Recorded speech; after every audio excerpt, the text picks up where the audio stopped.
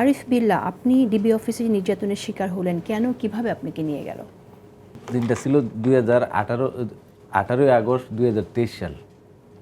ওই দিন বিএনপির পদযাত্রা ছিল, একটা মহানগর উত্তর, একটা মহানগর দক্ষিণ। আমরা ছিলাম মহানগর উত্তরে, গুলশান থেকে মহাখালী। স্বাভাবিকলি ওই প্রোগ্রামে যাই। প্রোগ্রামে যাওয়ার পরে আমরা পদযাত্রা শেষ করি মহাখালীতে এসে। তো আমাদের এক সহযোদ্ধার সাথে, সহযোদ্ধার সহপাঠী বলতে পারেন, মানে মমিনুল হক জিসান, ওনার খুঁজে পাওয়া যাইতেছে না, ওনার ফোনে ট্রেস করা যাইতেছে না, ফোন ঢুকতেছে কিন্তু ধরতেছে না। তখন আমরা সবাই উদ্বিগ্ন হয়ে পড়ি যে কী হইল। তখন আমাদের সিনিয়ররা বলে যে ওর বাসায় গিয়ে একটু খোঁজ নিয়ে দিই। তখন আমি সহ আরও 5 জন ছাত্রদলের, ঢাকা বিশ্ববিদ্যালয়ের তখনকার হাসান, তারপরে জয়েন্ট সেক্রেটারি এখন শাহাদাত, তারপরে আপনার বর্তমান আহ্বায়ক জাহাঙ্গীরনগরের বাবর, ওমর 21 হলের সভাপতি, আমরা সবাই একসাথে ওনাকে খুঁজতে যাই ওনার বাসায়। আমরা ওনার বাসায় যাইতে পারি নাই, মানে আজিমপুর এতিমখানার পরে গোরো শহীদ মাজার আছে, ওইখানে আমাদেরকে ডিবি পুলিশ ঘিরে ফেলে।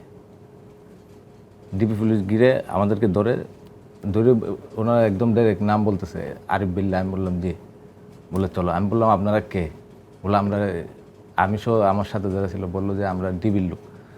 আমি বললাম আমাদের নামে তো কোনো ওয়ারেন্ট নাই, তো আমাদেরকে কীভাবে, কী হিসাবে আমাদের ধরতেছে?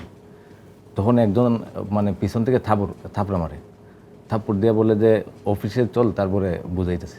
তখন আমরা গাড়িতে উঠলাম, মানে ওনাদের গাড়িতে আমাদের উঠাই নিল মাইক্রোবাসে। তো মাইক্রোবাসে উঠে দিয়ে মানে ওই জিসানও ওইখানে ছিল। তখন আমাদের 6 জনকে নিয়ে ডিবি অফিসে যায়। ডিবি অফিসে ডিবি গুলশান টিম আমাদেরকে অ্যারেস্ট করে হইল বার্না ডেরিক বিশ্বাসের নেতৃত্বে, ডিবির এসি বার্না ডেরিক বিশ্বাসের নেতৃত্বে টিম। তখন মানে আমার বার্না ডেরিক বিশ্বাস ওনার রুমে ঢোকার সাথে সাথে বললো যে আরিফ বিল্লাহকে রেডি করে নিয়ে আসো। আমি বললাম আমার আবার মনে মনে কৌতূহল থাকলো যে আমার আবার রেডি কী করবে। তখন মানে আমরা দুইজনে একটা হ্যান্ডকাপ পরানো ছিলাম। তখন হ্যান্ডকাপ খুললে আমার 2 হাতে হ্যান্ডকাপ পরাইলো। হ্যান্ডকাপ পরাইয়া ওনার রুমে নিয়ে গেল। ওনার রুমে নিয়ে যাওয়ার পরে ওনার টেবিলে দেখি অস্ত্র সাজানো আছে। উনি বলতেছে যে আমি যা বলবো এগুলো, ওই যে ভিডিও, উনি মোবাইলে ভিডিও ছাড়তেছে, বলতেছে যে ওই ভিডিওতে তুমি তা বলবা। তারপরে উনি বলবা যে এই অস্ত্রগুলা তারেক রহমানের নির্দেশে তোমরা আনছো বিভিন্ন বিশ্ববিদ্যালয়ে গোলযোগ পাকানোর জন্য। তখন আমি বলতে রাজি হই না।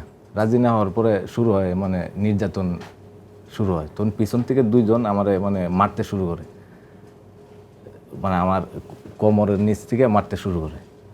তখন মানে অবস্থা খুব মানে ভয়াবহ অবস্থা, ভয়াবহ মারে। তারপর আমি মানে স্বীকার করি না। এক পর্যায়ে তারা আমারে শুয়াই দেয় ইয়ের ভিতরে, ফ্লোরে শুয়াই আমার হাত এভাবে করে, তো হাতের দিক দিয়ে আপনার লাঠি ঢুকায়। ওই লাঠির উপরে দাঁড়াই গেলে মনে হয় হাত খুল্লা পড়ে যেতেছে, এরকম অবস্থা। আর তারপর আবার পায়ের উপরে দাঁড়াইলে মনে হয় পা দাঁড়াইছে তার উপর থেকে খুল্লা পড়ে যেতেছে। তো এই অবস্থা চলতে থাকে। চলার আবার আমার উঠায় বললে আর মারবো না, তোমার ছেড়ে দিব। তা আমি তো স্বীকার করি না। স্বীকার না করার পরে এক পর্যায়ে ডিবির এসি ইশারা দেয় একজনকে। তো উনি দেখলাম যে ওনার রুমতে বেরোয় আবার একটু পরে ঢুকার পরে আপনার ওই যে পিছন থেকে আইসে আমার জমটুপি পরাই দেয়।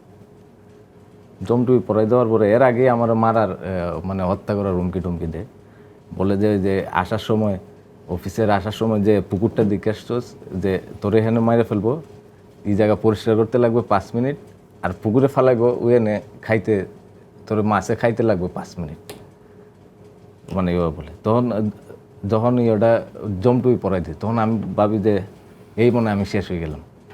মানে তখন আমি জোরে বলি লা ইলাহা ইল্লাল্লাহ মুহাম্মাদুর রাসূলুল্লাহ, এরকম বলতে থাকি। তারপরে আমার এলোপাতাড়ি মারা শুরু করে। এভাবে মারতে এক পর্যায়ে আবার শুয়াইয়া মারতে থাকে। তারপর একটা খাস কাটা একটা লাঠি আছে, ওই লাঠি দিয়ে আপনার ঘষা মারলে মনে হয় যে পায়ের চামড়া টামড়া সব মানে উঠে যেতেছে, এরকম একটা অবস্থা। তো এইভাবে মারতে মারতে নির্যাতনের পর্যায়ে চলতে থাকে। তখন আমার খুব পানি বসে, আমি মনে যে এই কলেজা ফেটটা আমি মরে গেলাম, আমি ওনাদের কাছে পানি চাই, তা আমার পানি দেয় না, তো কিছু দেয় না। তো এক পর্যায়ে এইভাবে মারতে মারতে এই রাত 2টা, আনুমানিক রাত 2টা বাজে। তো এই সময় মারার এক পর্যায়ে আমি সেন্সলেস হয়ে যাই।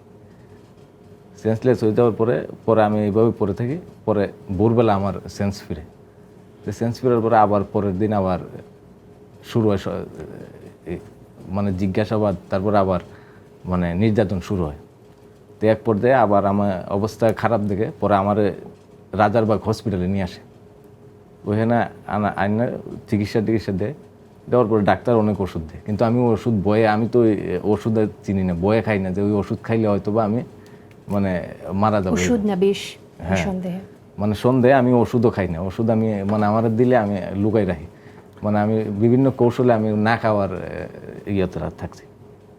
তারপর আবার ওই দিনের বেলা আবার আমার হ্যান্ডকাপ করে আবার নিয়ে যায় ডিবির এসি রুমে, নিয়ে আবার নির্যাতন শুরু হয়।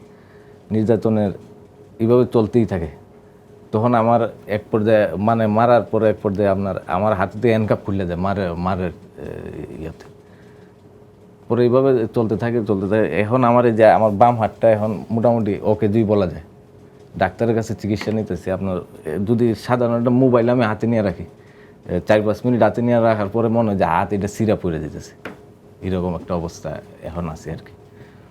তারপরে এবার 2 রাত যাওয়ার পরে ওটা সকালবেলা শুনে একজন এসে বললে যে রেডি হোক, কোর্টে যাইতে হবে, তোদের নামে মামলা হয়েছে।